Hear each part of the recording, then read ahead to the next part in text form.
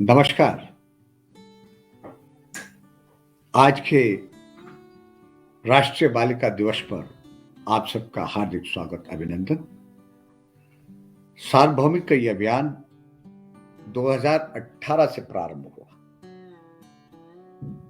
सार्वभौमिक 2018 से सतत प्रयासरत है सुदूर पहाड़ी अंचल के ग्रामीण क्षेत्रों में विषम परिस्थितियों में रह रहे बच्चों के सर्वांगीण विकास के लिए और विशेष तौर पर बालिकाओं के सर्वांगीण विकास के लिए,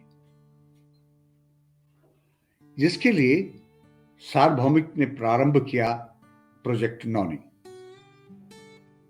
जिसके तहत उस प्रोजेक्ट को बहुत सफलतापूर्वक एग्जीक्यूट करने के लिए सार्वभौमिक समय समय पर नुक्कड़ नाटक, सेमिनार, वर्कशॉप, गोष्ठी,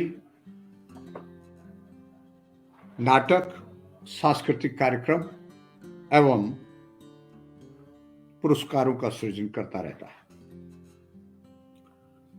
इस क्रम में अब तक सार्वभौमिक लगभग 2018 जुलाई से और आज तक लगभग 5 छोटे नाटक और 1 नुक्कड़ नाटक का मंचन कर चुका है। बहुत सारे इन्होंने सांस्कृतिक कार्यक्रमों का भी आयोजन किया है।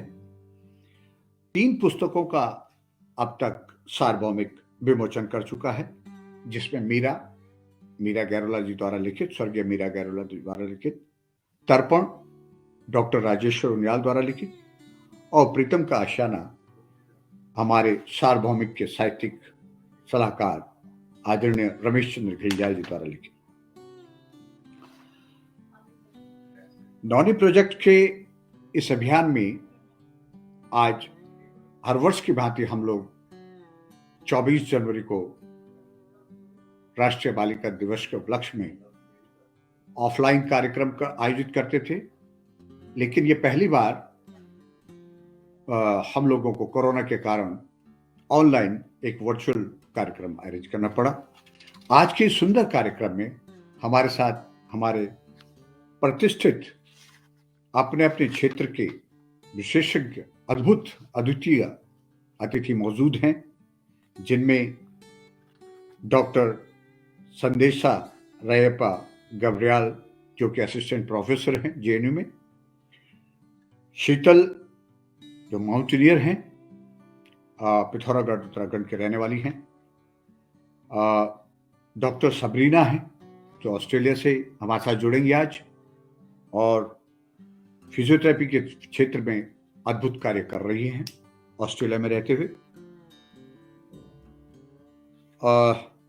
सीमा गुसाई भंडारी हैं जो सार्वभौमिक की डिप्टी डायरेक्टर म्यूजिक हैं और दिल्ली में संगीत की अध्यापिका हैं, विजया है हमारे साथ जो कि दिल्ली में ही अध्यापिका हैं और गोल्ड मेडलिस्ट हैं डाइट की। तो सार्वभौमिक बेसिकली कुछ साहित्यकारों, समाज सेवियों, स्वास्थ्य कर्मियों और रंगमंच कलाकारों के द्वारा बनाया गया एक सुंदर सा टीम है जो अपने सुदूर सीमांत क्षेत्र के गांवों के लिए काम करते हैं, बालक बालिकाओं के लिए काम करते हैं, जिसमें वाद विवाद प्रतियोगिताओं का भी वो आयोजन करते हैं। तो आइए हम मिलवाते हैं अपने पहले गेस्ट से आपको, डॉक्टर। इससे पहले कि हम अपने अतिथियों से आपको मिलाएं, सबसे पहले मैं आमंत्रित करता हूं हमारी सार्वभौमिक की उप संगीत निदेशक सीमा गुसाई भंडारी से कि उनको जोड़ा जाए। और सीमा जी, गणेश वंदना के साथ इस कार्यक्रम को हम प्रारंभ करते हैं। सीमा जी, आपका हार्दिक स्वागत, अभिनंदन। नमस्कार सर। नमस्कार। सभी कैसे हैं को आप? बहुत बढ़िया। सबसे सर्वप्रथम बहुत बहुत धन्यवाद, आभार सर आपका कि आपने आज के कार्यक्रम में मुझे आमंत्रित किया है और एक प्रस्तुति देने का मौका दिया है, तो उसके लिए तहे दिल से बहुत बहुत शुक्रिया। और सभी स्वागत को स्वागत आपका। बालिका दिवस की बहुत बहुत ढेर सारी शुभकामनाएं। तो आपके सामने गणेश वंदना से आज के कार्यक्रम की शुरुआत करते हैं। आशा करती हूँ पसंद आएगा आपको।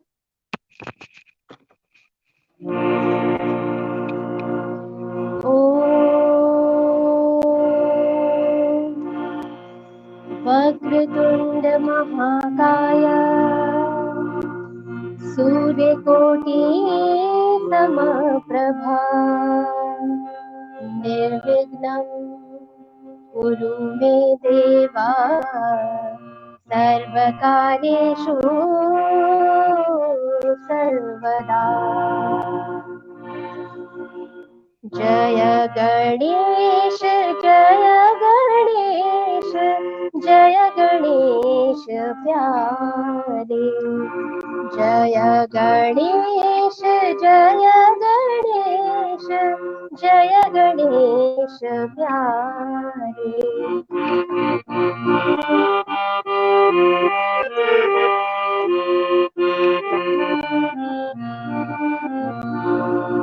एकदंत अति विशाल शोभित सिंदूर भार। एकदंत अति विशाल शोभित सिंदूर भार।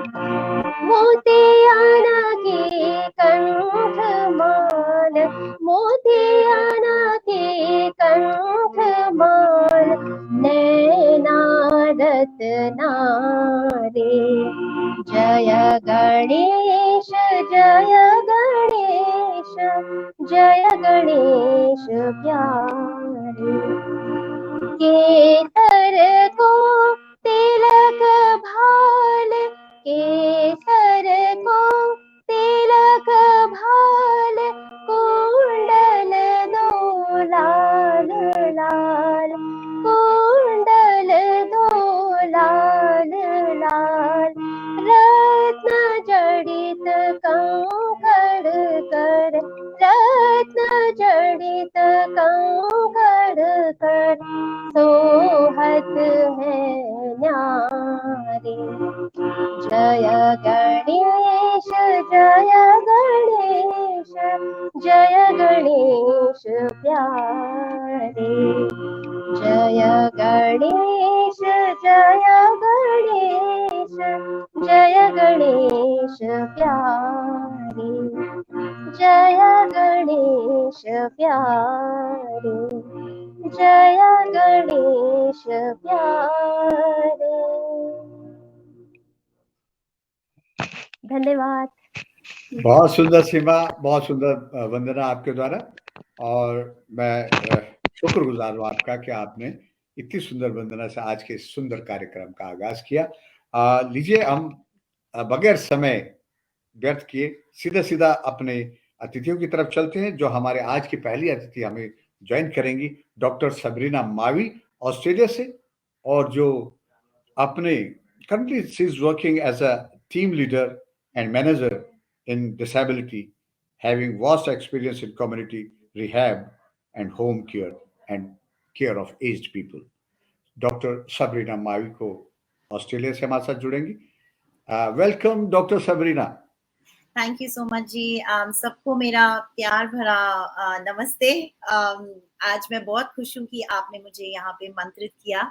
ये मेरा पहला शायद वीडियो होगा या फिर एक शो होगा जो मैं आज नेशनल गर्ल चाइल्ड के साथ जुड़ी हूँ। सो आपका बहुत बहुत धन्यवाद कि आपने मुझे यहाँ इनवाइट किया और एक मंच दिया जहाँ पे मैं ये सब आज अपना एक्सपीरियंस शेयर कर सकती हूँ। जी शुक्रिया आपका। डॉक्टर सबरीना, एक्चुअली ये सार्वभौमिक का प्रयास रहता है कि वो अपनी गर्ल चाइल्ड के लिए, उनके ओवरऑल डेवलपमेंट के लिए काम करता है 2018 से लगातार। तो वो चाहते हैं कि बच्चों तक, हमारी बालिकाओं तक ज्यादा से ज्यादा जानकारी पहुंचे, कि वो प्रेरणा ले आप लोगों से कि कैसे कैसे आप लोग कैसे हैं। तो एक छोटा सा आपका परिचय हो जाए कि आप कहाँ से है और क्या करते हैं वहां पर, आपके मुखारबिंद से। बिल्कुल। तो जी मैं सबको बताना चाहूंगी कि मैं खुद देहरादून में पढ़ी हूँ हिमालय, जिसको मैं हिमालय उत्तराखंड कहती हूँ। तो मैंने अपनी फिजियोथेरेपी वहां से करी थी और उसके बाद जब मेरी शादी हुई तो मैं ऑस्ट्रेलिया आ गई। मैंने काफी काम भी किया है, इंडिया में भी काम किया है, बॉम्बे में काम किया है, चंडीगढ़ में काम किया है। वैसे मैं चंडीगढ़ से हूँ, पर जैसे मैं कहती हूँ आपको कि देहरादून मेरा हमेशा से एक पहला प्यार था जो आज भी बना है, और मुझे लगता है शायद वही वो मुझे वापस लेके आया है उसी जगह पे। तो मेरा एक्सपीरियंस वहीं से शुरू हुआ था और मैं उसके बाद ऑस्ट्रेलिया चली गई। मेरी शादी के बाद मैं अब पर्थ में रहती हूँ ऑस्ट्रेलिया में, और मैंने यहाँ पे आके बहुत मेहनत करी और उसके बाद मैंने अपनी रजिस्ट्रेशन पूरी करी और आज मैं टीम लीडर और मैनेजर की तरह इधर काम कर रही हूँ। सो मेरा छोटा सा एक्सपीरियंस यही है कि बहुत चेंजेस देखे, बहुत मेहनत करी, और आज के टाइम मुझे ऐसा लगता है कि जो अपॉर्चुनिटीज इंडिया में पहले नहीं होती थी, आज इंडिया देता है लड़कियों को वो अपॉर्चुनिटी, और आज वो अपॉर्चुनिटी मैं जब यहाँ देखती हूँ तो मुझे ऐसा लगता है कि वो पहले क्यों नहीं थी इंडिया में। हाँ जी, ग्रेट। तो डॉक्टर सबरीना, हाँ जी, मैं जानना चाहूंगा कि वहां पर आपका जो नेचर ऑफ वर्क है, हाँ जैसे जी, आप ये एज्ड केयर का आप बात कर रहे हैं, क्या है ये वहां पर एज्ड केयर?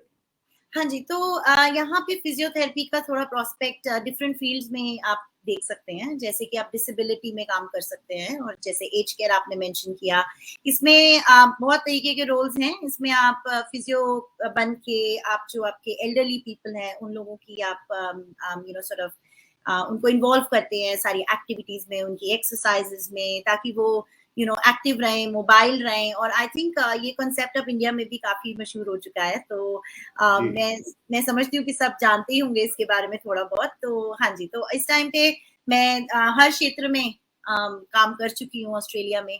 तो उस हिसाब से मुझे ऐसा लगता है कि मैं बहुत लकी हूँ कि एज अ गर्ल चाइल्ड इस मुकाम तक पहुंची हूँ। तो होपफुली कि आज जो भी मुझे देख रहे होंगे या सुन रहे होंगे वो भी कुछ इंफॉर्मेशन इससे पा सकते हैं। एज लोगों के लिए कोई टिप आप दीजिएगा?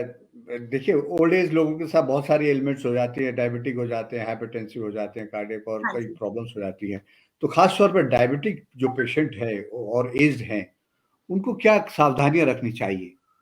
बिल्कुल। तो मेरे हिसाब से जो हमारे बुजुर्ग हैं जिनका हम ख्याल रखते हैं, उन लोग को एक्टिव होना बहुत जरूरी है। ऑब्वियसली अगर आप रोज एक एक्टिविटी करें 30 मिनट्स की, जो कि वॉक बोलते हैं हम, और आजकल कोविड का क्षेत्र बहुत चल रहा है, कोविड बहुत ज्यादा फैला हुआ है। तो मेरे हिसाब से अगर आप घर में भी कुछ चहल पहल या थोड़ा बहुत आगे पीछे वॉक कर सकते हैं या थोड़ी सी एक्सरसाइजेस कर सकते हैं, तो वो सबसे बेहतर रहेगा। इसके अलावा आप मेडिटेशन भी कर सकते हैं, जो कि बहुत ही बेस्ट चीज है, योगा, मेडिटेशन। तो ये सब चीजें आप डेफिनेटली कर सकते हैं, बट डिपेंड करता है कि आप मतलब आपकी कंडीशन कैसी है, आप कितना कर सकते हैं। तो उसके लिए आपको ऑब्वियसली फिजियो से राय जरूर लेनी चाहिए। मेरा टिप तो यही रहेगा कि जितने एक्टिव रह सकते हैं इस टाइम पे, उस हिसाब से एक्टिव रहिए। जी, बहुत सुंदर डॉक्टर सबरीना। अब मैं एक चीज और जानना चाहूंगा कि अगर हमारी बच्चियां कोई ऑस्ट्रेलिया जाना चाहती है किसी क्षेत्र से, तो वहां पर जॉब इन डिमांड क्या क्या किन किन क्षेत्रों में वहां जा सकती है बालिकाएं हमारी बिल्कुल, ऑस्ट्रेलिया में? ऑस्ट्रेलिया में बहुत डिमांड है इस टाइम पे, बहुत ज्यादा डिमांड है। किन आप किन अपने किन फील्ड्स, किन क्षेत्रों फिजियोथेरेपी में? में, हाँ जी, फिजियोथेरेपी में तो हमेशा डिमांड रहती है। हेल्थ केयर सेक्टर तो हमेशा ही डिमांड में है। यहाँ पे इंजीनियरिंग की भी बहुत डिमांड है, अकाउंटेंट्स की बहुत डिमांड है। आप अगर अकाउंटेंट है तो आप तब अप्लाई कर सकते हैं। जो टीचर्स हैं उनकी भी डिमांड काफी है यहाँ पे। और जो लोग नर्सिंग केयरिंग वगैरह में काम करना चाहते हैं, होम केयर में काम करना चाहते हैं, उनकी भी डिमांड काफी ज्यादा है ऑस्ट्रेलिया में। Very nice. एक चीज और जानना चाहूँ कि वहां पर जाने के लिए क्या बच्चों को खास लैंग्वेज का ज्यादा उनको नॉलेज होना चाहिए, या कोई खास विशेष भाषा जो उनको वहाँ सहायता करे वहाँ के प्लेसमेंट में? जी, जी बिल्कुल।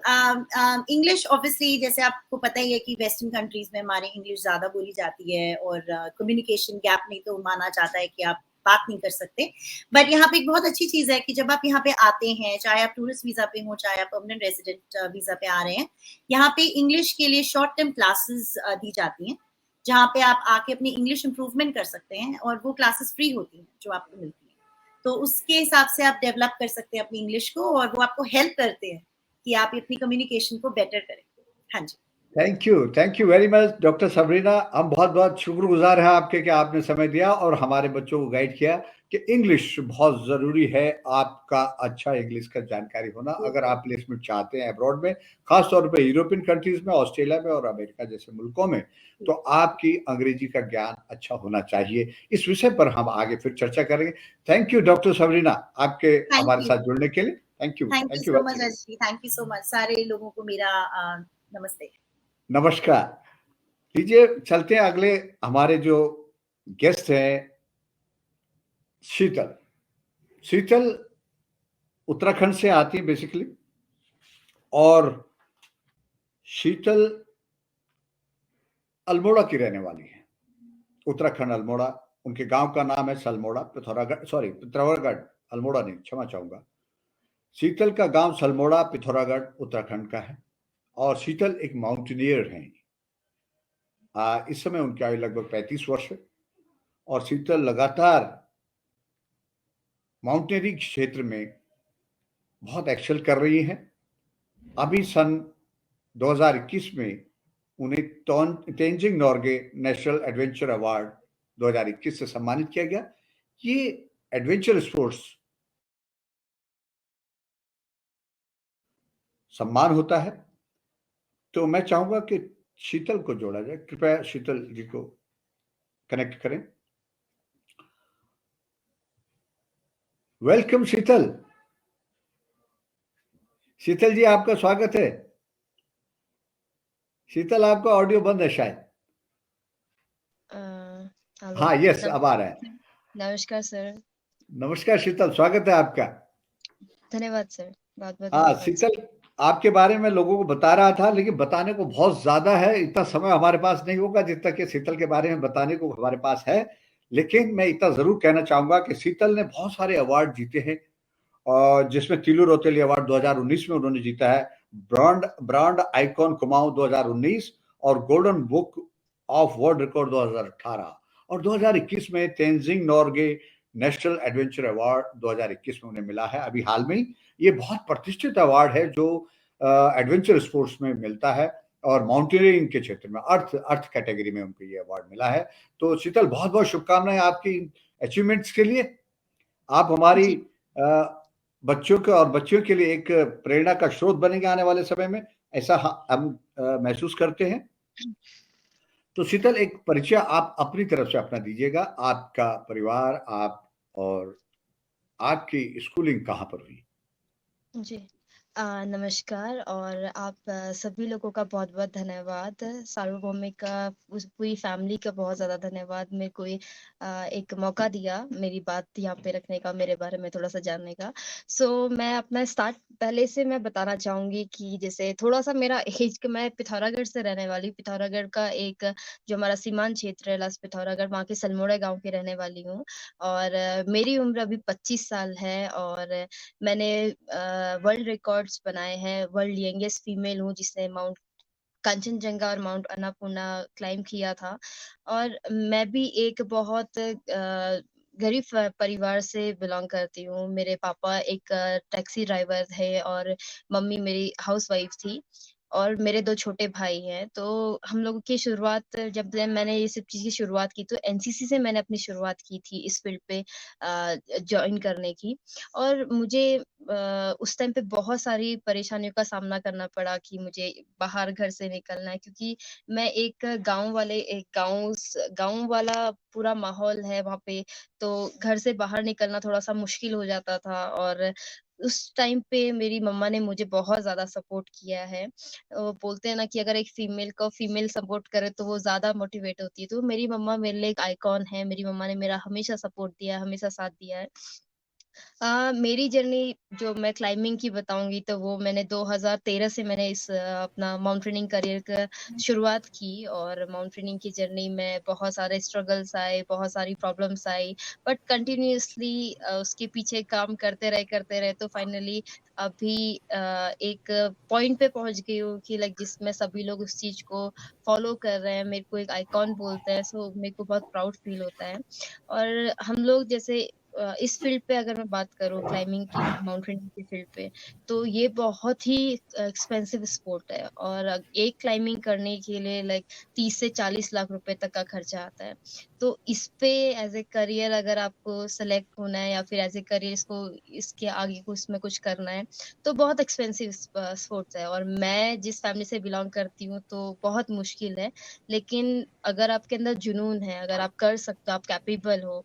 और मुझे लगता है कि जितनी भी पहाड़ की लड़कियां हैं वो बहुत कैपेबल हैं, और अगर उनको एक मौका मिल जाए, जैसे मेरे को मौका मिला, तो डेफिनेटली अपनी लाइफ में इतना अच्छा करेंगे कि सब लोग अपनी बेटी पे प्राउड फील करेंगे और वो आगे को भी बहुत कुछ करेगी। सो ऐसे ही मेरे को जैसे सपोर्ट मिला, मैंने धीरे धीरे मैं आगे बढ़ते गई। और जब मेरा वर्ल्ड यंगेस्ट था, Guinness book of world record में मेरा नाम दर्ज हुआ। और इन सबको हमारे इंडिया पे जैसे अर्जुन अवार्ड मिलता है, तो उसी का similar Tenzing Norgay national adventure award होता है। सो वो उससे मुझे नवाजा गया। तो मैं बहुत ज़्यादा उस चीज़ के लिए बहुत प्राउड फील किया कि जिस चीज़ के लिए जो मेरा ड्रीम था उसको हमारे इंडिया पे एक लाइक उसका एक वैल्यू मिल रहा है, तो मैं बहुत ज़्यादा खुश थी। और हम ऐसे ही जैसे नए बच्चे हैं जो यंगस्टर्स हैं, हम लोग उन लोगों को ट्रेनिंग देते हैं क्लाइंबिंग बियॉन्ड दी समिट्स के अंदर।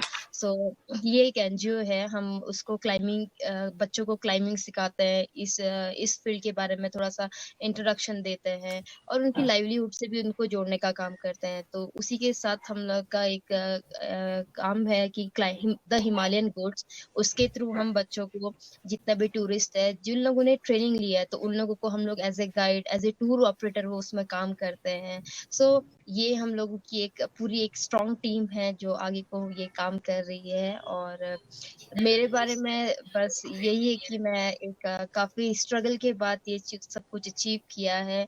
और खासकर उनकी फैमिली और लड़कियों के लिए खासकर मैं बोलना चाहूंगी कि लड़कियों को सिर्फ एक मौका चाहिए। सिर्फ अगर एक मौका मिल जाए तो वो दुनिया की सारी चीजें वो कर सकती। Very nice. Sheetal, thank you, आप धन्यवाद। मुझे सुन पा रही हैं? हाँ जी जी जी, अभी आ रही है आपकी आवाज। हाँ शीतल, मैं ये जानना चाहता हूँ कि अगर कोई बच्ची माउंटेनियरिंग में कैरियर चूज करती है और तो उसको क्या करना होगा बुनियादी तौर पर, बिल्कुल जो एकदम जानकार नहीं है, तो उसको शुरुआत में कहाँ, कैसे, क्या अप्रोच करे, जरा उस पर थोड़ा सा हाईलाइट करें। जी जरूर। जैसे मैं जिसको अभी फर्स्ट से स्टार्टिंग करनी है, अगर हमारे हिल एरिया से ही बच्चे हैं, तो मैं चाहूंगी कि वो लोग ऐसा वीकेंड ट्रैक जाए, वीकेंड ट्रैकिंग करें अपने एरिया में। जैसे सैटरडे को निकले, संडे को वो एक करे, तो उससे पता चलता है कि आप कितना कैपेबल हो इस फील्ड के लिए, आप कर सकते हो या नहीं कर सकते हो। उसके बाद हमारे जो इंडिया पे 4-5 ऐसी संस्थाएं हैं जो इसकी ट्रेनिंग देती है, 28 दिन का बेसिक कोर्स कराती है, जो हमारा उत्तरकाशी में नेहरू इंस्टीट्यूट ऑफ माउंटेनिंग। तो यहाँ पे जाके अपना बेसिक कोर्स कंप्लीट करने के बाद फिर आप बेसिक कोर्स में अगर आपका अल्फा ग्रेड आ जाता है तो फिर आप एडवांस कोर्स करते हैं। एडवांस कोर्स करने के बाद आप कैपेबल हो जाते हैं कि आप किसी भी पीक को क्लाइम कर सकते हैं। ग्रेट। तो ये जो आपने नेहरू इंस्टीट्यूट ऑफ माउंटेनियरिंग की बात करी उत्तरकाशी में, तो ये पेड होता है या वहां पर कुछ बच्चों के लिए कंसेशनल कुछ प्रोग्राम भी है? जो बच्चे जो फाइनेंशियली वीकर सेक्शन से बच्चे आते हैं, उनके लिए क्या वहां पर कुछ रियायती दर पे भी कार्यक्रम होते हैं? उस पे अगर किसी को ऐसा करना है और अगर वो डिस्ट्रिक्ट के थ्रू जाते हैं या फिर जो हमारे ऑफिसर्स हैं उनके थ्रू अगर वो जाते हैं, तब वहां पे थोड़ा सा उनको क्योंकि उसका खर्चा निकालने के लिए फिर गवर्नमेंट के थ्रू जाता है, तो तब जाके होता है। लेकिन इंडिविजुअल के लिए अगर जैसे मैं हूँ, मैं बोलूंगी कि मुझे कोर्स करना है, तो वो थोड़ा सा नहीं हो पाता है। लेकिन अगर किसी के थ्रू अगर हम जाते हैं तो कुछ बहुत वो लोग कर देते हैं। तो जो गवर्नमेंट के थ्रू जाने, उसके लिए क्या प्रोसेस है, क्या कहाँ अप्लाई करे बच्चा? उसके लिए जैसे हमारे बीएडीपी के प्रोग्राम्स आते हैं, बॉर्डर एरिया डेवलपमेंट के, तो उसके थ्रू जा सकते हैं। जैसे हमारे डिस्ट्रिक्ट के हेड है, डीएम सर है, उनके थ्रू हम जा सकते हैं। तो उनसे अगर बात करके अगर करा जाए तो हम इजीली वहाँ पे अप्लाई कर सकते हैं। ग्रेट। बहुत बहुत शुभकामनाएं शीतल, आपके भविष्य के लिए। और जितना आपने अचीव किया, इतनी कम उम्र में, 25 साल की आयु में आपने इतनी अचीवमेंट करी। आगे आपसे बहुत उम्मीदें हैं, बहुत आशाएं हम लोगों को कि हमारा नाम, पीछे आप देख रहे हो मेरे पीछे इसमें बचेंद्री पाल जी का एक अपने लगाया हुआ जी है अपना लोगो। जी तो जी आने वाले टाइम पे हम आपको बचेंद्री पाल और ऐसे माउंटेनियर की सीरीज में देखना चाहते हैं। और हमारी बहुत बहुत शुभकामनाएं आपके साथ, और आपका बहुत बहुत धन्यवाद कि आज आपने यहाँ पर आकर हमारी बच्चियों का हौसला अफजाई किया होगा। निश्चित तौर पर बच्चियों को बहुत इससे लाभ पहुंचेगा। और जैसा कि आपने कहा कि हमारी बालिकाओं को सिर्फ अवसर की आवश्यकता है, वो बहुत कुछ कर सकती है। इसलिए मेरा निवेदन है अपने माता पिता से, उनके जिनकी बालिकाएं हैं जो 10वीं 11वीं 12वीं में पढ़ रही हैं या 8th में है, जहां भी हैं, उनके अच्छे से परवरिश करें और उनको अवसर बनाएं, उनके लिए अवसर तैयार करें, ताकि वो अपनी पसंद के क्षेत्र में, अपनी रुचि के क्षेत्र में एक्सेल कर सकें, शीतल की तरह। बहुत बहुत धन्यवाद शीतल, आपके आने के लिए बहुत बहुत शुक्रिया। धन्यवाद सर जी। ये कार्यक्रम चल रहा है राष्ट्रीय बालिका दिवस सार्वभौमिक की ओर से ऑनलाइन आज, जिसमें कि हमारे विभिन्न 2 हमारे अतिथि अपना विषय रख चुके हैं। हमारा प्रयास है कि हमारी बालिकाओं तक, जो सुदूर सीमांत के क्षेत्रों में, देहात के क्षेत्रों में रह रही हैं विषम परिस्थितियों में, उन तक जानकारियां के अवसर कैसे तैयार किए जाएंगे, उन अवसर को कैसे कैश किया जा सकता है, वो जानकारी उन तक पहुंचाने का हमारा ये प्रयास है। मैं यहाँ पर सीमा जी को कनेक्ट करेंगे, सीमा गोसाई भंडारी, जो सार्वभौमिक की उप निदेशक संगीत हैं। सीमा जी, आपका एक बार पुनः स्वागत। सीमा गोसाई टीजीटी है म्यूजिक की, दिल्ली के एक रेनाउंड स्कूल में, बहुत प्रतिष्ठित स्कूल है, और उन्होंने एमए क्लासिकल म्यूजिक से किया है।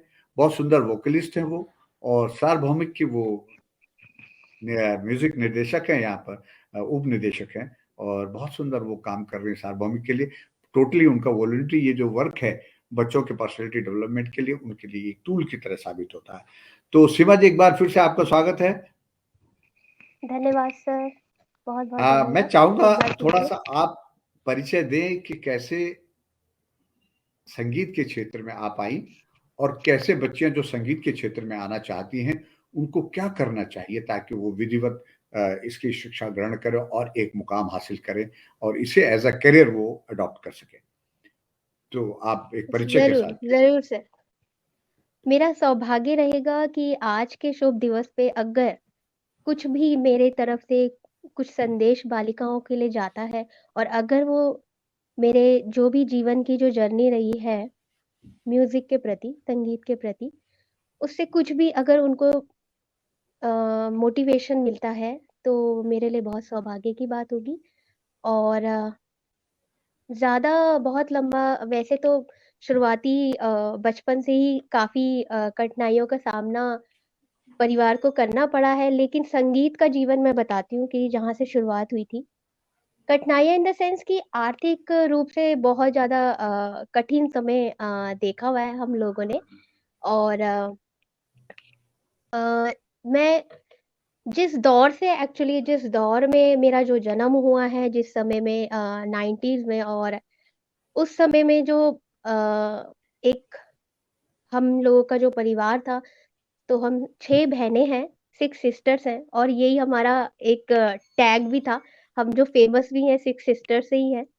तो उस समय में एक बहुत ही टिहरी गढ़वाल से मेरी माँ हैं, और उस समय में बहुत ये चीज़ होती थी कि भई जब बेटा होता तो बहुत ज़्यादा खुशी भी होती थी, और बेटियाँ होने से जो है उतना खुशी और रौनक इतनी नहीं होती थी।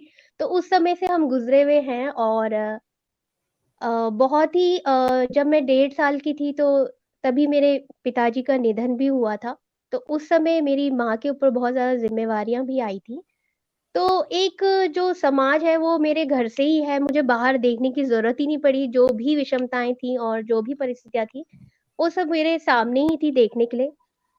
तो संगीत की जो शुरुआत हुई थी वो दिन तो ख़ैर मैं कभी भूल ही नहीं सकती, जो मेरी संगीत की अध्यापिका थीं मेरे जहाँ, क्योंकि सरकारी स्कूल से मैं पढ़ी हुई थी, और जो मेरी संगीत की अध्यापिका थी उनको पता चल गया था मेरे जो भी हुनर कह लो या जो मेरे अंदर की जो कला थी, वो उन्होंने पहचानी। और वहाँ से फिर मेरा एक नया शुरुआत हुआ था कि उन्होंने मेरी दीदी को बोला था एक्चुअली कि ये संगीत में बहुत अच्छी है, ये कुछ कर सकती है संगीत में, तो इसको क्लासिकल की ट्रेनिंग दी जाए, अगर तो पॉसिबल होगा। आपसे हाँ, एक प्रस्तुति सुन लेते हैं पहले आपसे संगीत की। जी, जी, जी। जी, प्लीज। ज़रूर, ज़रूर, ज़रूर। तो एक गीत मैंने बनाया है पहाड़ी में, बेटी के ऊपर। जो नॉन पहाड़ीज़ हैं, उनके लिए मैं बोलना चाहूँगी कि पहाड़ी में गर्ल को नॉनी बोला जाता है। तो नॉनी शब्द जहाँ इस गाने पे यूज़ होगा, तो उसका मतलब है बेटी या गर्ल। और बहुत ही सिंपल शब्द लिए हैं मैंने, जो ज़्यादातर हिंदी के ही शब्द हैं इसमें, जो आप लोगों को कनेक्ट कर सके और आप उसको उतना ले पाओगे अपने दिल में। तो कोशिश करती हूँ।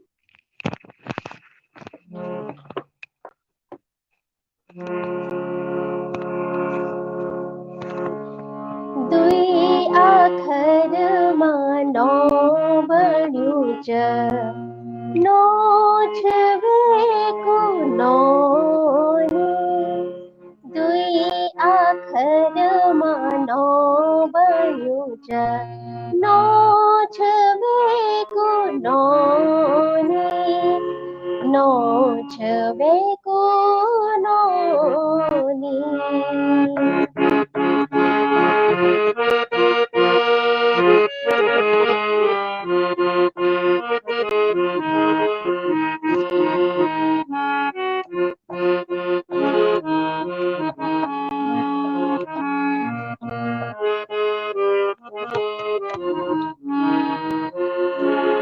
बाबा की लाडली छे तू माँ की फुलवारी छे तू बाबा की लाडली छे तू माँ की फुलवारी छे तू घर की रौनक सी तू माँ बाबा को अभिमान तू दुई आखर मानो बढ्युच नोछवेको नोनी नोछवेको नोनी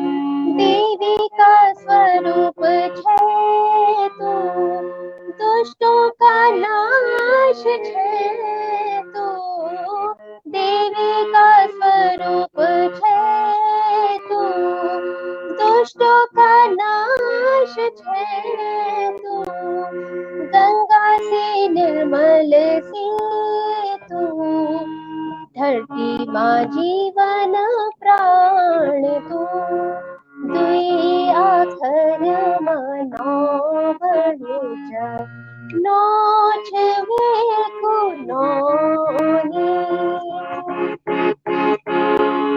नोनी बेटी बुआरी छे तू कई रूपों को भंडार तू नोनी बेटी बुआरी छे तू कई रूपों को भंडार तू दुई आखर मानो बढ्युच नोछवेको नोनी नोछवेको नोनी नोछवेको नोनी। बहुत सुंदर सीमा जी, धन्यवाद। बहुत सुंदर। द्वि आखर को नौच नौच में को नौनी, बहुत सुंदर गीत है आपके द्वारा। इस गीत को लिखा भी सीमा जी ने, कंपोज भी सीमा जी ने किया और गाया भी सीमा जी ने। इसके लिए आपको बहुत बहुत शुभकामनाएं। सीमा जी, जल्दी एक धन्यवाद। प्रश्न आपसे लेता हूं मैं कि अगर कोई बच्ची या बालिका या बालक म्यूजिक को एज अ करियर लेना चाहे तो वो कहाँ से शुरू करे? क्या उसे करना चाहिए? शुरुआती क्या तौर पे तो सर जैसे मैं अपना जीवन का परिचय बता रही हूँ कि स्कूल से ही असली पहचान होती है। जब आप स्टडी कर रहे होते हो तो वहीं से आपको पता चल जाता है कि आपको किस कला में जाना है या जिसमें भी आपकी रुचि है, चाहे वो खेल हो, चाहे कला हो या संगीत हो। जिसमें भी रुचि है वो विद्यालय के ही समय पे आपको पता चल जाती है। सिर्फ राइट, कोशिश करनी है पहचानने की, जो उनके वेरी गुड। अंदर है। तो वो समय सबसे बेस्ट होता है। और क्लासिकल के लिए बहुत सारे इंस्टीट्यूशन होते हैं, क्लासिकल के लिए सीखने के लिए, जो अपने-अपने एरिया में ढूँढ सकते हैं। और वो भी सार्वभौमिक का भी प्रयास ये है ही कि जी, किसी भी तरह से अगर हम कुछ कर पाएँ बालिकाओं के लिए, तो बहुत ही अच्छा एक प्रयास होगा हमारा। जी, जी। बहुत-बहुत धन्यवाद सीमा जी। और ये आपने जिस तरह से ये बात रखी कि अपने प्रशिक्षण शिक्षा के दौरान ही अपनी रुचि को भांप लेना चाहिए, तो इसके लिए बहुत ज़रूरी हो जाता है कि अध्यापक, माता-पिता इसमें बच्चों को सहयोग करें, उनकी रुचि को पहचानें। इवन कि बच्चों को तो पता होता है, लेकिन कई बार धारा के विरुद्ध हो जाता है, तो बच्चे दब जाते हैं, अपनी रुचि को ज़ाहिर नहीं कर पाते हैं। लेकिन आप पेरेंट्स वहाँ पे बिल्कुल पेरेंट्स का सबसे बड़ा रोल है। Role, yes. वो तो ही ये सपोर्ट कर 3, सकते हैं। यस, छात्र, अभिभावक और अध्यापक तीनों को मिलके बच्चों को निखारने का ये प्रयास करना है, उनकी रुचि को पहचानते हुए उसको प्रशस्त करना, उसके शिक्षण प्रशिक्षण की व्यवस्था करनी है। और यही सार्वभौमिक का उद्देश्य भी है कि हम अपनी बच्चियों को, अपनी नौनियों को उनकी रुचि के क्षेत्र में एक्सेल कराने का प्रयास करें, जिसके लिए कि सार्वभौमिक समय समय पर वर्कशॉप करता है, पुरस्कारों का सृजन करता है, चाहे वो एकेडमिक एक्सीलेंस हो, चाहे दूसरे क्षेत्र हो, उसमें भी पुरस्कारों का सृजन करता है। तो सीमा जी, बहुत-बहुत धन्यवाद, बहुत सुंदर आपकी प्रस्तुति। अब हम अगले अपने आज के हमारे अतिथि हैं, उनको आमंत्रित करते हैं और आपका बहुत-बहुत शुक्रिया इस कार्यक्रम में इतनी सुंदर प्रस्तुति और जानकारी देने के लिए। अब अगली हमारी अतिथि हैं आज की, विजया कोठारी जी। वो भी अध्यापिका हैं, दिल्ली के एक बहुत प्रतिष्ठित विद्यालय में। और विजया जी का जो अपने क्षेत्र में अध्यापक अध्यापन के क्षेत्र में उन्होंने जिस तरह से अद्वितीय कार्य किए हैं, वो लेकर उन्हें आज हम आपके सामने आए हैं। मैं चाहता हूँ कि उनको विजया जी को कृपया कनेक्ट किया जाए। विजया कोठारी जी, मैम विजय कोठारी को कनेक्ट करें। नमस्कार Vijay ji. Thank you so much sir. Thank you so much sir. मैं कैसे आपका हैं आप? बहुत-बहुत धन्यवाद करना चाहती हूँ। मैं बहुत अच्छी हूँ, आप नहीं, कैसे हैं? धन्यवाद आपका कि आपने समय निकाला आज हमारी बच्चियों की, बालिकाओं के लिए। नहीं सर, और ऐसे मुझे अवसर के लिए मेरे पास हमेशा समय है। मैं आपका धन्यवाद करना चाहूँगी कि आज थैंक मुझे यू। इस मंच पर आमंत्रित किया गया ताकि मैं अपनी जर्नी शेयर कर सकूँ। जी, और जी। इसके लिए मैं बहुत ही एक्साइटेड थी और बहुत खुश थी कि यहाँ पर आमंत्रित सभी लड़कियों से, सभी महिलाओं से मैं आज कुछ सीख पाऊँगी और शायद मेरी जर्नी से उन्हें भी कुछ इन्फॉर्मेशन मिल पाएगी। तो मैं बहुत डेफ़िनिटली, खुश हूँ, thank you definitely. So much.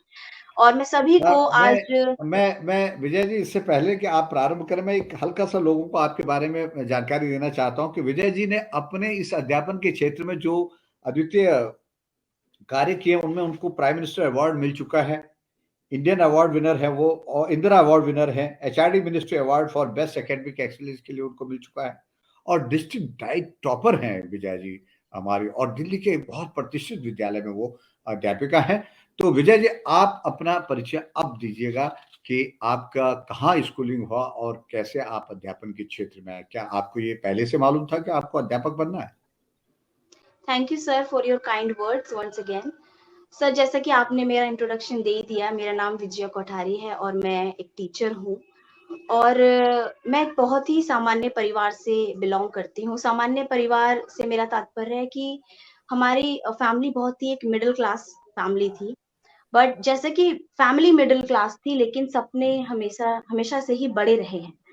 और मैंने कभी भी ये लाइफ में नहीं सोचा कि मेरी फैमिली एक मिडल क्लास है या मैं एक मिडल क्लास फैमिली से बिलॉन्ग करती हूँ, तो किसी भी तरीके से मैं सपनों में कोई कमी करूँ। तो ये मेरा कभी भी मेरा मोटिव नहीं रहा था। तो मुझे ऐसा लगता है कि समस्याएं भले ही मेरी लाइफ में आई या ऑब्स्टेकल्स हमेशा से ही रहे, और मुझे ये भी लगता है कि कभी स्थितियां हमारे हिसाब से होती भी नहीं है, हमें स्थितियां अपने हिसाब से बनानी होती है। तो ग्रेट। इसी तरीके से हाँ जी, उतार चढ़ाव तो आए। When I was in class 10th तो सामान्य स्थितियां नहीं थी, जैसे कि औरों ने भी बताया कि इकोनॉमिक कंडीशंस इतनी अच्छी नहीं थी, लेकिन मेरा हमेशा से मैं एक हार्ड वर्किंग स्टूडेंट रही हूँ, एक बहुत ही डेडिकेटेड स्टूडेंट रही हूँ। मेरा फोकस हमेशा से था, जो कहते हैं ना फर्स्ट बेंचर्स पे जो फर्स्ट बेंचर स्टूडेंट्स होते हैं, मैं उनसे उन बच्चों में से थी।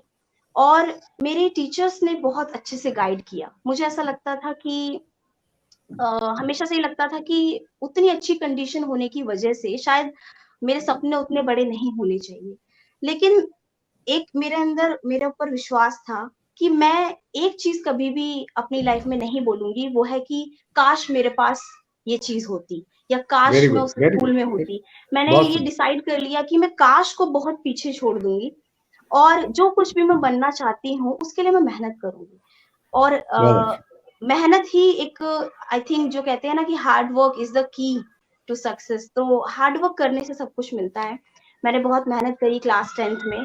ये कुछ भी नहीं सोचा कि मुझे कोई ट्यूशन प्रोवाइड होता, क्योंकि होता है ना कि क्लास 10th में या 12th में हम बहुत एक्साइटेड होते हैं कि हमें ट्यूशंस मिले या स्टडी मटेरियल प्रॉपर हो जो हमारे फेलो स्टूडेंट्स के पास है। वो नहीं मिला, लेकिन एक चीज मिली, वो थी कि मेरे पास बहुत अच्छे टीचर्स थे जिन्होंने मुझे गाइड किया। ग्रेट। क्लास 10th में बहुत मेहनत करी, उसके बाद मुझे जो आपने अवार्ड्स बताए वो मिले। और क्लास 12 तक आते आते मुझे ये रियलाइज हो गया कि मेरे अंदर टीचिंग एट्रीब्यूट है, मैं टीचर बन सकती हूँ। क्योंकि जब मैं फैमिली कंडीशन इतनी अच्छी नहीं थी, तो मैं बैक स्टेज में ट्यूशंस देती थी। जो भी मुझे कुछ ये आता ओह, था मैं उन्हें पढ़ाती थी बहुत प्राइमरी लेवल पर, और उसी से अपनी कोचिंग भी लेती थी। तो क्लास 12 तक आते आते मुझे रियलाइज हो गया कि मेरे अंदर टीचिंग एट्रीब्यूट है और मैं टीचर बन सकती हूँ, मैं अपनी बात कन्वे करने में सक्षम हूँ, और मैं बच्चों को अच्छे से समझती हूँ। क्लास 12 तक आते आते ये रियलाइज हो गया, और फिर उसके बाद मैंने 2 ईयर डिप्लोमा किया डाइट में, and I was awarded as best in academics. एक और चीज मैं सबके सामने बोलना चाहती हूँ, बहुत सारे लोग ऐसा मानते हैं कि अगर आप एथलीट बन रहे हैं, अगर आप एथलीट बन रहे हैं, सिंगर बन रहे हैं, डांसर बनना चाहते हैं, तो पढ़ाई उतनी जरूरी नहीं है। बट मेरा ये मानना है कि ये एक मिथ है। Education is the most fundamental requirement. अगर आप किसी भी बड़ा फील्ड में सुंदर। जाते हैं, आपका अवेयर होना, एजुकेटेड होना, वो बहुत ज्यादा जरूरी है। तो वेरी उसके बाद बैक इन 2019 हम अपना एक ट्यूशन सेंटर भी खोल चुके थे जिसका नाम है कोठारी क्लासेस। लेकिन ओह, कुछ ग्रेट। फिर भी हमारे पास कुछ रिक्वेस्ट आती थी कि आप हमें क्योंकि हम बहुत दूर रहते हैं, कुछ बच्चे डिस्टेंस की वजह से ट्यूशन नहीं लगवा पाते थे। तो उस टाइम पर मुझे रियलाइज हुआ कि जो बच्चे ट्यूशन नहीं लगवा पा रहे उनके लिए भी हमें कुछ करना चाहिए, क्योंकि उन बच्चों में मैं नाइस। अपने आप को ही देखती थी जब मैं ट्यूशन वेरी नहीं लगवा पाती थी। So my brother and I decided to use the platform YouTube. हमने एक YouTube चैनल ओपन किया जहाँ पर हम फ्री ऑनलाइन क्लासेस प्रोवाइड कराते हैं, ताकि वो बच्चे भी कनेक्ट कर पाए जो आज नहीं ट्यूशन पढ़ पा रहे, या वो हमसे पढ़ना चाहते हैं, और हम उनके लिए अगर कुछ भी कर पाए 1% भी, तो वो हमारे लिए बहुत सौभाग्य की बात होगी।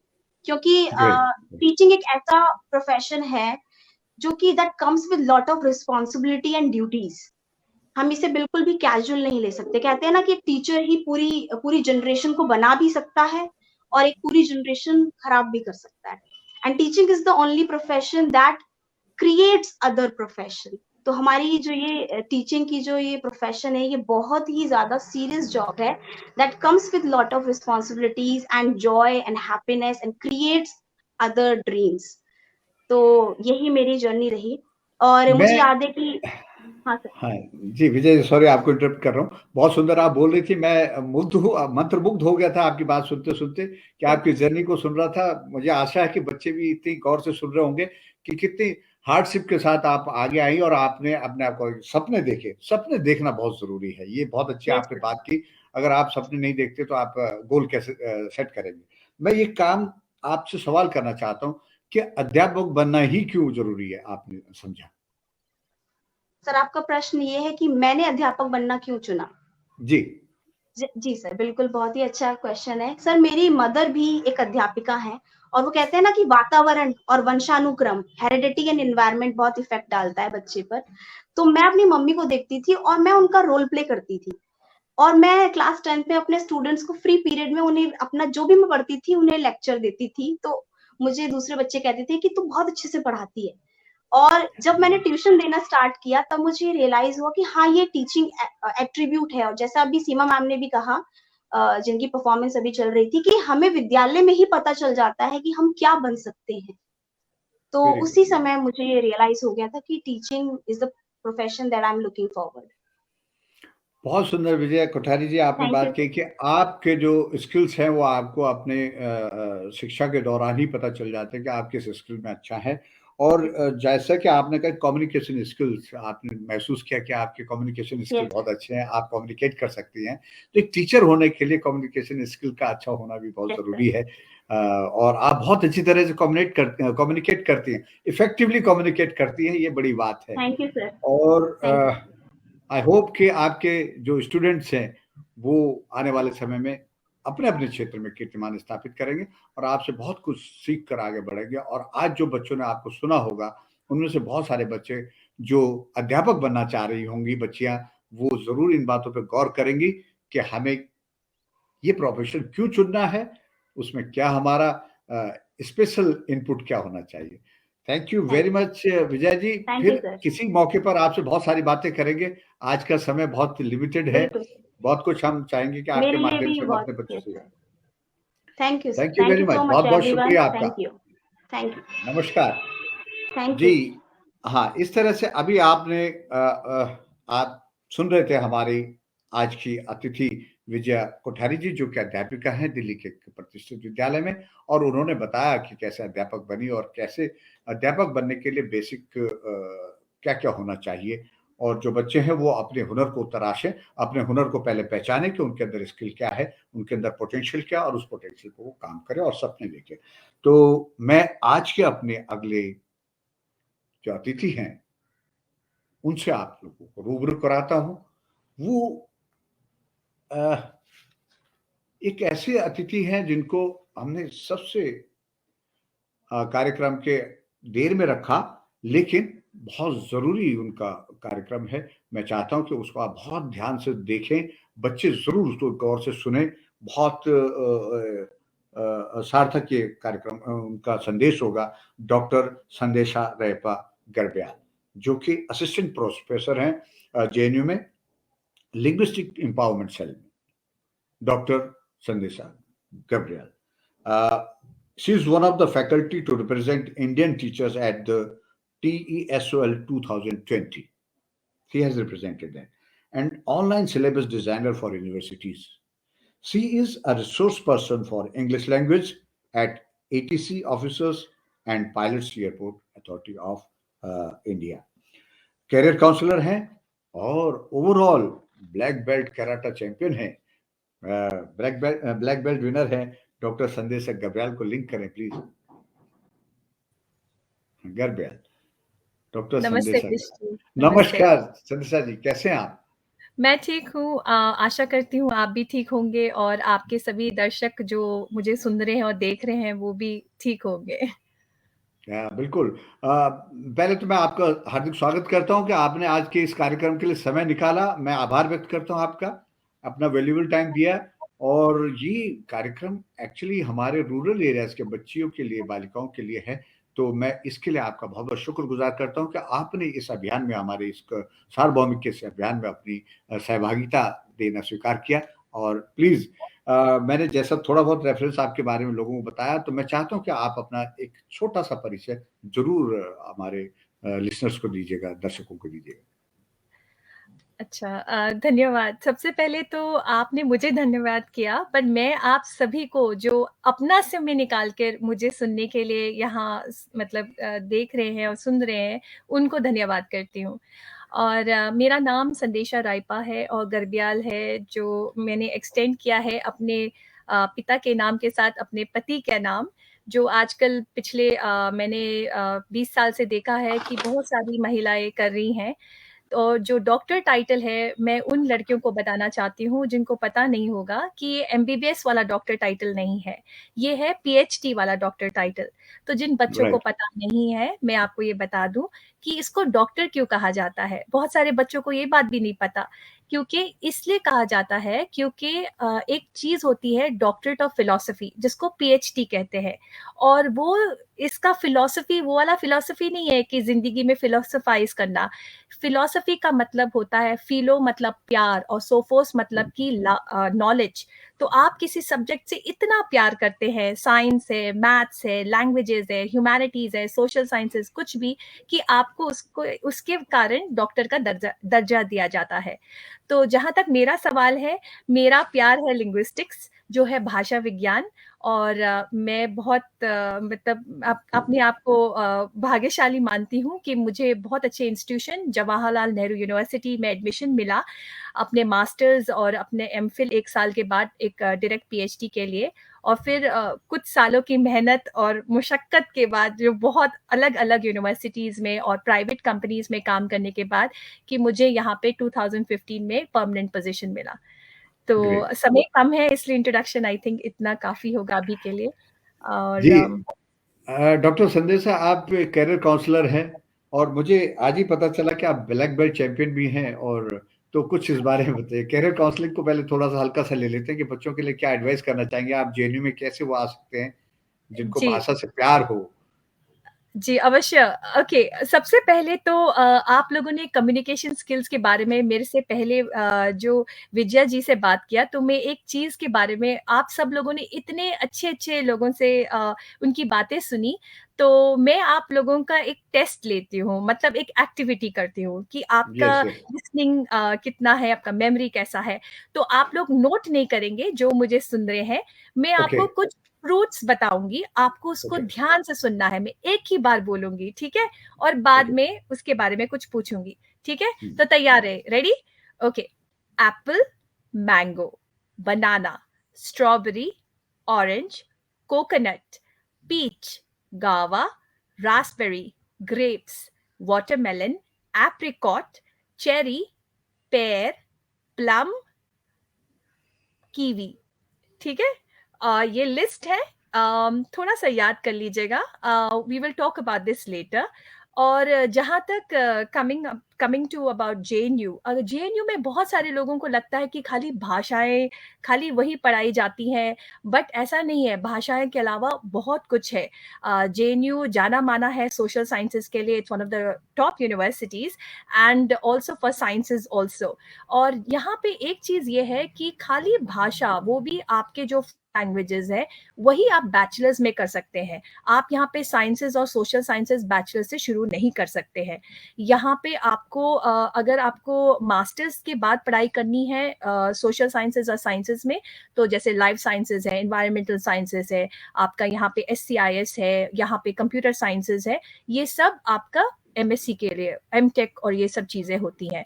और जो हमारे यहाँ एक चीज़ है जो नया शुरू हुआ था कुछ साल पहले, वो है स्कूल ऑफ इंजीनियरिंग, वो बैचलर्स लेवल पे होता है। बहुत सारे लोगों को ये भी नहीं पता कि जेएनयू में स्कूल ऑफ इंजीनियरिंग है। हाँ जी, जेएनयू में है स्कूल ऑफ इंजीनियरिंग। ग्रेट। हाँ जी, और मैं पिछले 4 बैचेज़ को अंग्रेज़ी पढ़ा चुकी हूँ, तो मुझे पता है इस बारे में, पक्का है। और इसके अलावा एक एमबीए के लिए भी यहाँ पे स्कूल ऑफ मैनेजमेंट खोला गया है। और बाकी जैसे लोगों के क्वेश्चंस आएँगे, आप मुझे यहाँ बाद में पूछ सकते हैं और सर मुझे बता देंगे और मैं उसका जवाब दे दूँगी। और मेरा ईमेल आईडी और मेरा नंबर आई थिंक वो शेयर किया जाएगा, तो जिनको भी कुछ बाद में भी प्रश्न पूछने हैं, वो मुझसे पूछ सकते हैं। जी सर। हाँ, थैंक यू मैम। ये मेरे लिए भी बिल्कुल ये नई जानकारी है कि जेएनयू में स्कूल ऑफ इंजीनियरिंग भी है। ये मेरे लिए भी जानकारी नहीं है, बच्चों के लिए तो है ही। थैंक्स कि आपने ये जानकारी दी, और बच्चों को ये पता है कि भाषा के अलावा भी वहाँ पर बहुत सारे उनके पसंद के कोर्सेज वहाँ पर हैं। तो जो बच्चे जेएनयू में आना चाहते हैं, तो उसके लिए कब ये सेशन शुरू होता है जेएनयू का? ये भी थोड़ा बताइएगा।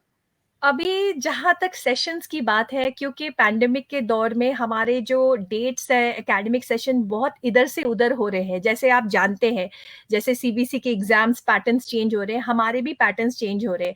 तो it is too early for me to kind of give you an exact date. मेरा मानना ये होगा कि please look at the JNU website jnu.ac.in, और आप उसमें जब भी जाएंगे तो आपको वहाँ अप टू डेट इंफॉर्मेशन मिलेगा। क्योंकि अभी अगर मैंने कोई डेट गलती से बोला और वो डेट चेंज हो गया, फिर आप लोग बाद में मुझे ब्लेम करेंगे कि हमने तो इनको सुना था। इसलिए आप वेबसाइट देखिएगा और try to keep in touch with that. Yes yes, अभी जैसे डॉक्टर संदेशा जी ने बताया कि अगर आप जेएनयू ज्वाइन करना चाहते हैं तो जेएनयू की वेबसाइट पर जाएं और उसके जो डेट्स हैं, जो अप्लाई करने के या एप्लीकेशन फॉर्म भरने के डेट्स हैं, उसको वहां से आप लोग ट्रैक कर सकते हैं। तो डॉक्टर संदेशा जी, और क्या इसमें आज आप कैरियर काउंसलिंग में कुछ कहने वाले? हाँ जी, क्या कहना चाहिए? हाँ जी, मैं ये कहना चाहती हूँ कि माना कि आज नेशनल गर्ल चाइल्ड डे है, बट गर्ल्स हर दिन हमारा दिन होना चाहिए, करेक्ट? और दूसरी बात ये है कि खाली लड़कियों का नहीं, एक्चुअली देश में लोग कहते हैं कि हाँ, लड़कियां कहती हैं हम ही आगे हैं। एक्चुअली हमारे देश को आगे बढ़ने के लिए दोनों लड़के और लड़कियों को एक साथ चलना पड़ेगा। ऐसा नहीं है कि एक ज्यादा अच्छा है, हर किसी के पास अपने स्ट्रेंथ्स है और वीकनेसेस भी है, और लड़कियों को अपने वीकनेसेस को स्ट्रॉन्ग करना है, एक दूसरे से सीखना है। यहाँ पे सर ने बोला कि आज उनको पता चला कि मैं एक शोडान हूँ। शोडान मतलब कि ब्लैक जो कहते हैं, और ग्रेड ब्लैक बेल्ट हूँ कराटे में। इसके लिए मैं अपने माता पिता का धन्यवाद दूंगी कि उन्होंने मुझे, जब मैं छोटी थी, जब मैं 6th स्टैंडर्ड में थी, डांस क्लास में डालना चाहती थी, पर भाई के चक्कर में मुझे भी कराटे क्लास में डाला, जिसकी वजह से मुझे अपना ब्लैक बेल्ट 12th स्टैंडर्ड में मिला। और मैंने अपने आप को एक बार नहीं 2 बार प्रोटेक्ट किया है। 2 बार मुझे अटैक किया गया था। और लोग जब कहते हैं ना कि लड़कियों को अटैक किया जा रहा है, तो लोग सोचते हैं कि लड़कियों को ब्लेम किया जाए। लड़कियों को कभी ब्लेम नहीं कीजिएगा, क्योंकि लड़कियां को अटैक करने के लिए कोई लड़की नहीं कहती कि आके मुझे अटैक करो। जो कर रहा है वो पर्सन वो जिम्मेवार है उसके लिए। लड़कियों को अपने आप को डिफेंड करना आना चाहिए। और मैं एक और बात जो जरूरी कहना चाहती हूँ, जो पहाड़ी लड़कियों को और जो लड़कियां लोग जो जानते हैं हमारे एरिया में जहाँ पे डांस करते हैं, जो हमारे जो लोकल डांस, जैसे मैं धारचूला की हूँ, मैं पिथौरागढ़ डिस्ट्रिक्ट, शीतल भी पिथौरागढ़ डिस्ट्रिक्ट की है, मैं धारचूला की हूँ जो बिल्कुल बॉर्डर में पड़ता है। और हमारे यहाँ हमारे कम्युनिटी में हम लोग तो मौका ढूंढते हैं कि कहाँ हम गाना गाएं और नाचें। तो जब हम नाचते हैं तो हम अपने हाथ ऐसे करते हैं। तो मुझे याद है जब मैं एमफिल में पढ़ाई करती थी, तो हमारे प्रोफेसर ने हमको टॉपिक दिया था लिखने के लिए कि आपको जो पसंद है आप लिखिए। तो मुझे डांस फॉर्म्स ऑफ इंडिया पे दिया गया। तो जब मैं लोग कहते हैं जेएनयू बहुत अच्छी यूनिवर्सिटी है। जेएनयू अच्छी यूनिवर्सिटी क्यों है, मैं आपको वो कारण भी बताना चाहती हूँ। क्योंकि मैं लाइब्रेरी में गई इस टॉपिक के ऊपर, जब मैंने वहाँ पे किताबें देखी, और वहाँ पे एक किताब थी जिसमें लिखा गया था कि जो हम डांस करते हैं कुछ कुछ जैसे जगहों में जहाँ पे पहले जमाने में बहुत ज्यादा कोई वॉर होता था या लड़ाई के लिए तलवारें उठाई जाती थी। तो जब आप तलवार उठाते हो तो आपने कभी नोटिस किया कि तलवार का मूवमेंट भी ऐसा ही होता है। और राइट। तलवार आप हमेशा नहीं पकड़ोगे, साल में 2 साल में कभी तो शांति होगा। जब शांति में तलवार नीचे जाती है तो क्या होता है, आपका हाथ तो बिल्कुल ऐसे ही रह जाएगा, कोई एक्सरसाइज नहीं करेगा, तो सडनली आपको तलवार पकड़ना पड़ेगा, तो आप नहीं कर पाएंगे। इसलिए वो मोमेंटम को जारी रखने के लिए और आपका फ्लेक्सिबिलिटी रखने के लिए आपके डांस फॉर्म्स भी वैसे हो गए हैं। So everything is there to communicate something. So this is an important point I wanted to talk about. और adaptability, ये पैंडेमिक में हम टीचर्स लोग इतने अडेप्ट कर चुके हैं कि आप पूछिए मत। हम लोग जो कभी भी ऑनलाइन कभी भी सोचते भी नहीं थे कि हम करना पड़ेगा या करेंगे, हमें इमीडिएटली अपने आप को, अपने स्टूडेंट्स को, जैसे बॉर्डर, जैसे अलग अलग जगह अलग अलग प्रांत से बच्चे आते हैं जेएनयू में, रिमोट एरिया से आते हैं, समुद्र के पास से भी आते हैं, पहाड़ों से भी आते हैं, खेतों से भी आते हैं। और हमारे बच्चे हमारे साथ वैसे जुड़ रहे कि प्रयास कर रहे थे, तो हम टीचर्स को भी प्रयास करना पड़ा। और मैं हमारे देश की टीचर्स को, स्कूल टीचर्स को तो स्पेशली, क्योंकि they were one of the first people. University वालों को तो मैं कहती हूँ उन्होंने तो स्कूल टीचर्स की हिम्मत देकर हम लोगों को भी हिम्मत आ गया। तो मैं आप सभी टीचर्स का धन्यवाद देती हूँ कि हमने एक दूसरे से भी सीखा। मैंने अपने जेएनयू के कलीग से सीखा जिन्होंने ट्रेनिंग कराया, तो वो अडैप्टेबिलिटी इम्पोर्टेंट चीज़ होती है। और कम्युनिकेशन स्किल्स की जहाँ तक बात होती है, जी कम्युनिकेशन स्किल्स और इफेक्टिव कम्युनिकेशन स्किल्स में क्या फ़र्क है, जो करियर में आपको फ़ायदा देगा, वो ये याद रखिएगा कि खाली कम्युनिकेट करना इम्पोर्टेंट नहीं है, वो चेक भी करना इम्पोर्टेंट है कि दूसरा पर्सन वो बात सुन रहा है या नहीं सुन रहा है, तभी वो इफेक्टिव माना जाता है। So that is to get the desired result. जैसे कि मैं बोल रही हूँ और अगर क्लास में बोल रही हूँ, बच्चे सुने ना सुने, 1 महीने बाद बोले कि मैंने पूछा और वो जवाब ना दे, तो गलती किसकी है? गलती मेरी भी है कि मैंने एज अ टीचर बच्चों को नहीं पूछा कि बेटा तुम्हें ये बात समझ में आई या नहीं आई। तो दोनों टू वे प्रोसेस है, फीडबैक भी आवश्यक है और टीचर्स का भी चेक करना जरूरी है। तो जहां तक चेकिंग की बात आ गई है, तो याद है मैंने आप लोगों को वो फ्रूट्स बोले थे, तो चेकिंग का टाइम आ गया है। मैं आप वेरी लोगों नाइस। को एक हाँ, तो यहाँ पे चैट बॉक्स में आप अपना उत्तर दीजिएगा, ठीक है? देखती हूँ, फास्टेस्ट फिंगर्स फर्स्ट, और जो जीतेगा, मैं जो पहले 5 करेक्ट आंसर्स होंगे, आप लोग कभी भी जेएनयू में आएंगे तो आपको मैं चाय और यहाँ का समोसा या ब्रेड रोल या पराठा जरूर खिलाऊंगी, यहाँ की ग्रेट। हवाओं में। तो ready for the question? Okay, आप लोग चीटिंग अपने चैट बॉक्स पे लिखिएगा इसको, आंसर हाँ, को। आंसर्स तैयार रहिए चैट बॉक्स में। और क्वेश्चन ये है कि जो मैंने फल बोले थे, अभी मैं आपको कुछ फल बोलूंगी, उनमें से कौन सा फल है जो नहीं बोला गया था? ठीक है, जो नहीं बोला गया था। Strawberry, mango, pineapple, kiwi. कौन सा फल नहीं बोला गया इन 4 में से? देखते हैं अगर कमेंट्स आएंगे, क्या पता बाद में भी आए। याद रखिएगा, जो 5 कमेंट्स जो सही आंसर देंगे उनको मैं चाय पे ले जाऊंगी। So nice. Okay, Vishal Garg pineapple, Unnati Goniyal pineapple, are you sure? Lock किया जाए?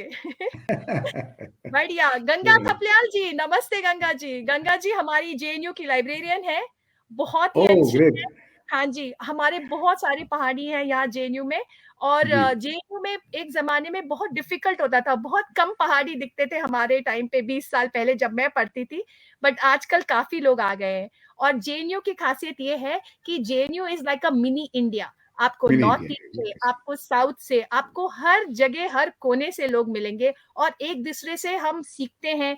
एक स्कूल और सेंटर का बच्चा खाली अपने स्कूल के बच्चे से नहीं सीखता, स्टूडेंट से नहीं सीखता।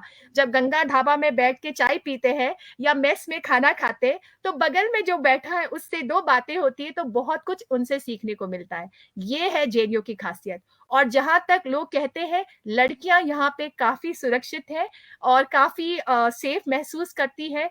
हमारे यहाँ लड़कियां कुछ कुछ क्लासेस में तो लड़कियां ही ज्यादा होती है और लड़के नहीं दिखते हैं, but this is the quality of good education, I would say. Martial arts तो मैंने आपको बता ही दिया है, तो आप लोग जरूर आगे जाके, ज्यादा टाइम नहीं होगा सर, अगर आपको कुछ क्वेश्चंस पूछना है तो प्लीज पूछेगा, नहीं तो हाँ, मैं ये जानना चाह रहा था आपसे कि ये जेएनयू में इंग्लिश के प्रोग्राम में अगर कोई ज्वाइन करना चाहता है, तो उसमें क्या है कुछ क्या बेसिक, क्या 12th के बाद कर सकता है 12वीं के करने के बाद? हाँ, ये आपने अच्छा प्रश्न पूछा। जैसे मैंने पहले अभी बताया था कि 12वीं के बाद आप लोग इंग्लिश ऑनर्स जैसा होता है यूनिवर्सिटी ऑफ दिल्ली में या और जगह, वैसा नहीं कर सकते। यहाँ पे इंग्लिश और लिंग्विस्टिक्स और हिंदी खाली मास्टर्स में कर सकते। अभी ओके आगे जाकर अगर प्लान चेंज हो गया तो वो मैं नहीं कह सकती हूँ, बट मैं फिलहाल की बात कर रही हूँ। जो यस चीज़ आप यस एंटर कर सकते हैं बैचलर्स के लिए, मैं बताती हूँ। उसमें आपका आता है फ्रेंच आ गया, जर्मन आ गया, स्पेनिश आ गया, रशियन आ गया, आपका जापानीज, चाइनीज आ गया। तो ये भाषाएं हैं, प्लस कुछ कुछ भाषाएं तो सर्टिफिकेट कोर्स है, जैसे आपका इंडोनेशियन बहाई लैंग्वेज है, आपका भाषाएं है, और आपका ये भी है आपका पश्तो है, और बैचलर्स में अरबिक और पर्शियन भी है। तो जिनको सीखना है, और ये बहुत अच्छी हमारे जो बच्चे जो यहाँ से पढ़ते हैं बैचलर्स, मास्टर्स, एमफिल, पीएचडी, वो आगे जाके they are coveted, they are wanted in all over the, not only our country but around the world, क्योंकि वो अंग्रेजी, हिंदी और एक फॉरेन लैंग्वेज में काफ़ी अपने आप को फ्लुएंट करते हैं। तो ये बहुत हमारे यहाँ के पढ़ाने के तरीके ऐसे हैं, स्टूडेंट्स बहुत जल्दी पिकअप करते हैं। बाहर वाले भी बहुत सरप्राइज होते हैं जब हमारे यहाँ सेकेंड ईयर के फ्रेंड स्टूडेंट से बात करते हो, कहते हैं अरे इसने इतना जल्दी पिकअप कर लिया। क्योंकि यहाँ पे एक तरीका है जिसमें इमर्सिव टाइप का है, जिसमें आप टीचर्स जब बात करेंगे, वो बुक्स भी अवेलेबिलिटी है। जेएनयू की लाइब्रेरी तो जानी मानी है पूरे एशिया में, 9 फ्लोर्स की लाइब्रेरी है। यहाँ पे ब्लाइंड स्टूडेंट्स जो है, जो विजुअली इम्पेयर्ड स्टूडेंट्स हैं, उनके लिए स्पेशली बनाया गया है एक Helen Keller centre, if I am not mistaken वो नाम है। तो ये I would actually like to thank professor Ramesh Gaur, जो हमारे पहले लाइब्रेरियन हेड थे, जो अभी IGNCA में चले गए, जिन्होंने काफी, वो एक कंप्यूटर साइंस के वो थे, गुरु थे, और जो लाइब्रेरी साइंसेज में चले गए, तो जो मिश्रण हुआ है वो बहुत अच्छा फायदा JNU को मिला है। और एक और चीज जो मैं बताना चाहती हूँ, जो किसी ने कहा था मेरे से पहले, विजया ने, नॉलेज के बारे में। मेरी माँ कहती थी कि विद्या ऐसी चीज है जो कोई आपसे छीन नहीं सकता, वो यहाँ पे आपकी तिजोरी में बंद है। दूसरी बात यह है कि आपकी विद्या आपको कभी ना कभी, कहीं ना कहीं, पक्का आपको जरूर कहीं ना कहीं हेल्प करेगा। आज नहीं करेगा, पर कल या कल परसों तो पक्का करेगा। तो ये मत सोचिएगा कि मैं ये क्यों पढूं, वो क्यों पढूं, सब कुछ पढ़िए। और जाते जाते मैं ये कहना चाहती हूँ कि हमेशा याद कीजिएगा कि लिसनिंग और रीडिंग जो होते हैं, ये इनपुट्स होते हैं। मैं वापस रिपीट कर रही हूँ, लिसनिंग और रीडिंग इनपुट्स होते हैं, और जो स्पीकिंग और राइटिंग होते हैं वो आउटपुट्स होते हैं। तो अगर आप एक अच्छा स्पीकर या अच्छा राइटर बनना चाहते हैं, तो आपको इनपुट जरूरी है। अगर आप सुनोगे नहीं, पढ़ोगे नहीं, एज इन पढ़ना, तो आप अच्छी तरह लिख भी नहीं पाएंगे, ना बोल पाएंगे। तो ये सब चीजों की एक अच्छी, आपको हर चीज में एक बैलेंस चाहिए। और लड़कियों को स्पेशली आपको घर में भी, मेरी माँ ने, मैं जब डोली बैठी थी, मेरी माँ रोई नहीं थी, जो मैं पिक्चरों में देखती थी। मेरी माँ ने बस इतना कहा था कि घर की शांति औरत के हाथ में है। और मैं तो कहती हूँ, घर की शांति और देश की शांति दोनों औरतों के हाथ में है। तो लड़कियों जो फ्यूचर की हमारी है, I have a lot to look forward to all of you, and I wish you all the best. और पढ़ाई में भी, सेल्फ डिफेंस में, हर चीज में आप माहिर हो। और ये पैंडेमिक में जो भी सिचुएशन है, अडेप्ट कीजिए अपने आप को, पढ़ाई कीजिए जितना हो सके, और खेती बाड़ी हो, घर का काम हो, सब कुछ कीजिए, ताकि ये आपको कल के लिए प्रिपेयर करे। धन्यवाद। मैं चलते चलते जल्दी में एक प्रश्न आपसे लेता हूँ, क्या JNU का फीस स्ट्रक्चर बहुत महंगा है? बिल्कुल भी नहीं। आप लोगों को तो पता ही होगा, न्यूज़पेपर में भी बहुत आता है, कहते हैं कि यहाँ के लोग तो 30-40 उम्र में PhD कर रहे हैं, हमारी फीस इतनी कम है। मैं आपको एक बात बताती हूँ, मैं इंजीनियरिंग कॉलेजेस का नाम नहीं लूंगी, आप लोगों को पता है कौन सा है। उनके फीस स्ट्रक्चर में और हमारे फीस स्ट्रक्चर में बहुत फर्क है, बट उनके बच्चे कितने देश में वापस रहते हैं वो भी आप देखिए। और JNU के कितने बच्चे देश में, यहाँ तक कि हमारी डिग्री जो आर्म फोर्सेस वालों को मिलती थी, वो देश की सेवा भी करते हैं और देश में भी रहते हैं, और बाहर जाकर भी हमारे, जो मेरे यहाँ JNU में फैकल्टी है, वो लोग बाहर से एक्सपीरियंस लेकर वापस आए हैं। और मैं एक और सीक्रेट आपको बता दूं, जो अभी बिश जी ने आपको नहीं बताई मेरे बारे में। मैं हमारे भारत देश में नहीं पैदा हुई, मैं पहाड़ की लड़की हूँ जो रेगिस्तान में पैदा हुई, बाहर के रेगिस्तान में पैदा हुई, और वहां मैं बड़ी हुई। पर मैं हमारे देश में वापस आना चाहती थी, और मैं एक्चुअली आर्मी डॉक्टर बनना चाहती थी। आर्मी डॉक्टर ना बन सकी, बट मतलब मेरी जिंदगी में कुछ और था। But I am really proud to be a faculty of JNU। और आप कहीं के भी फैकल्टी हो, पढ़ाई कोई भी यूनिवर्सिटी में ऐसा नहीं है कि यही अच्छा है। सब स्कूल, सब कॉलेजेस, सब कुछ, all universities of our country are good. और ये बात, दूसरी बात, एक और इम्पोर्टेंट बात है, जाते जाते जो ऐसे सर बोल रहे थे, मैं आपको कहना चाहती हूँ। लोग बोलते हैं अच्छा कौन सा स्कूल नंबर 1 है, कौन सा यूनिवर्सिटी नंबर 1 है। आप ये क्यों सोचते हैं? आप ये सोचिए, आपके पढ़ाई करने से, आपके कुछ बनने से, आपका स्कूल, आपका कॉलेज, आपका यूनिवर्सिटी कहा जाएगा कि ये इसका स्कूल है, इसका कॉलेज है, इसका यूनिवर्सिटी है। तो आपको अपने स्कूल और यूनिवर्सिटी को उसी मुकाम पे पहुंचाना है। So don't ask what your university can do for you. Ask what you can do for your university. मैं तो ये great. बेसलाइन आपने बहुत अच्छी कही। Don't ask what you can do for the what the university can do for you. Ask what you can do for the university. संदेशा ma'am, thank you very much, time is running out. आपका बहुत बहुत शुक्रिया। और आपने 2-3 बातें बड़ी अच्छी हमारे व्यूअर्स को बताई है कि इनपुट बहुत जरूरी है। अगर आपको बहुत अच्छा स्पीकर बनना है, you have to be a good listener, you have to good reader, and learning is a continuous process जो कि चलता रहता है। आप हर कदम सीखते हैं, हर पल सीखते हैं, हर किसी से सीख सकते हैं। लर्निंग आपका ऑब्जर्वेशन होना चाहिए कि आप उससे क्या सीख रहे हैं। और ये एक जानकारी आपने बहुत अच्छी दी कि जो विजुअली इम्पेयर्ड लोग हैं उनके लिए भी वहाँ पर कोर्सेज हैं, उनके लिए भी वहाँ पर बहुत सुविधा है। तो जो विजुअली इम्पेयर्ड हमारे बच्चे हैं वो भी वहाँ पर ज्वाइन कर सकते हैं। बहुत बहुत शुक्रिया आपका, धन्यवाद आपका समय देने के लिए आज के लिए। और यहाँ पर आज हमारे अतिथियों का मैं हृदय से आभार व्यक्त करता हूँ कि वो आए, उन्होंने अपनी जानकारियाँ शेयर करी, और आशा करता हूँ कि इससे लोग लाभान्वित होंगे। और आने वाले समय में संदेशा जी का जो ईमेल एक बार आप अपना मैम रिपीट करें, संदेशा जी, हाँ जी, डॉक्टर संदेशा। ओके, तो यहाँ पे टाइप करने के लिए तो हो नहीं पा रहा है। मेरा ईमेल आईडी, आप लोगों को मेरा नाम दिख रहा है संदेशा, SANDESHA, और उसके बाद कोई डॉट नहीं, डैश नहीं, सीधा मेरा रायपा, जो मेरा मेडन सरनेम है, RAYAPA, संदेशा रायपा @jnu.ac.in। आई रिपीट, संदेशा रायपा @jnu.ac.in। आप यहाँ पे ईमेल कीजिएगा। और बिश जी, जाते जाते मैं ये कहना चाहूंगी कि कोई भी जैसे कहते हैं ना, गाड़ी के 2 पहिए, कोई भी पर्सन के लिए, लेडीज के लिए कुछ भी आगे मुकाम आगे बढ़ने के लिए एक पीछे एक सपोर्ट होना जरूरी होता है। तो फैमिली में आपकी माँ, आपकी मदर इन लॉ, आपकी सिस्टर, डॉटर्स, मेरे पास एक नहीं 2 बेटियां हैं। I am a proud mother of 2 daughters, and वो मेरे बहुत स्ट्रॉन्ग सपोर्ट सिस्टम है। I want to call out their name, सभ्यता और काव्यता Garbyal. Thank you so much for being my support system। मेरी PhD मेरी दूसरी बेटी पैदा होने के बाद मैंने किया है। मैं आपको ये बताना चाहती हूँ, पढ़ाई का कोई उम्र नहीं है, ठीक है? लड़कियों, कभी मत सोचो शादी हो गई अब मैं कैसे करूंगी। आप सब कुछ कर सकते, बस पति का साथ होना चाहिए और घर वालों का साथ होना चाहिए। इसके लिए मैं आभारी हूँ मेरे सास ससुर के और मेरे पति का कि उन्होंने मुझे पढ़ाई करने दिया।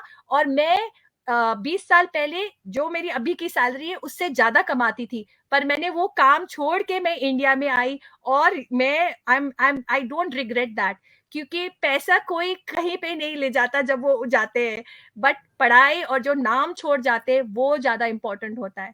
तो आप सबको मैं आई wish you all the best. कुछ भी करो, अच्छा करो और बढ़िया करो और देश का नाम रोशन करो। जय Hind. Thank you very much ma'am, thank you. एक बार संदेशा जी का ये कोठारी साहब अभी उनका ईमेल यहाँ पे हाईलाइट कर रहे थे, एक बार स्क्रीन पे हाईलाइट कर दीजिए जरा। प्रशांत से कहिएगा कि वो हाँ जी, गंगा जी ने कोठारी, कर दिया। हाँ गंगा जी ने किया था।